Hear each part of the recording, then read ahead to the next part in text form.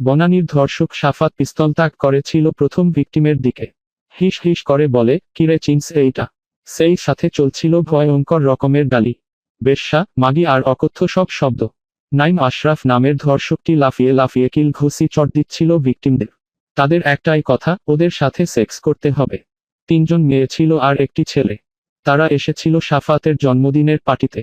ওদের 4 জনকে বলা হয়েছিল প্রায় 100 জনের মতো এক জন্মদিনের পার্টি। কিন্তু এসে দেখে কেউ নেই, কিছু নেই। যেই মা 10 মাস ধরে গর্ভধারণ করলেন সাফাতকে, সেই মার পুত্র তার 26তম জন্মদিন পালন করবে 2টি নারীকে ধর্ষণ করে। এই ছিল সাফাত, নাইম আর সাদমানের পরিকল্পনা। পুরো ঘটনায় দালালের ভূমিকায় ছিল সাদমান।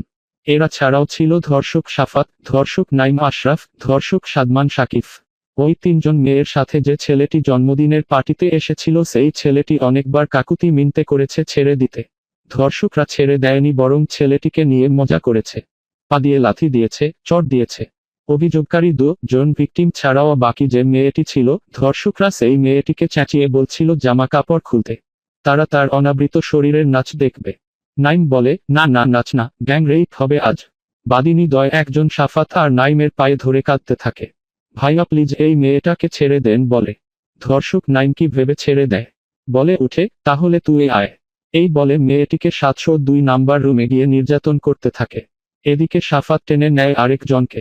সারা রাত ধরে নির্যাতন করে 2টি মেয়েকে।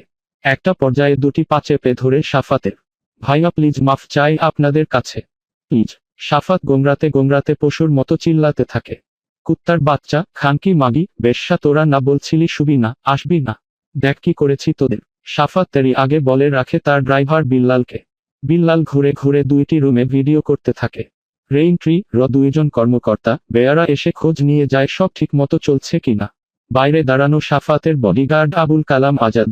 ওদিকে সাফাত চিল্লাতেই থাকে, আমার বাপ কি বাল ফালায়, সোনা বেচে, সোনা। এই দেশের এয়ারপোর্টের সব সোনা কই যায়, কই থেইকা আসে, সব আমার বাপের আন্ডারে। তোগো মতো এমন 2-1টা কাইটা ভাষায় দিলে কেউ টের পাইব না। অন্য রুম থেকে চিৎকার ভেসে আসতে থাকে। নাইম আশরাফ পেটাচ্ছে আরেক ভিকটিমকে। চিৎকার, কান্না, আর্তনাদ। পুরো ঘটনার তদারকি করতে থাকে সাদমান শাকিফ। ধর্ষণ শেষ হয়ে ক্লান্ত ধর্ষক এবার ওদের সাথে আসা ছেলেটিকে ইচ্ছেমতো লাথি দেয়। বলে, যা তুইও ওই ঘরে গিয়ে করে আয়। ছেলেটি অপমানে আর কষ্টে ঘরের একটি কোণে ফুপিয়ে কাঁদতে থাকে।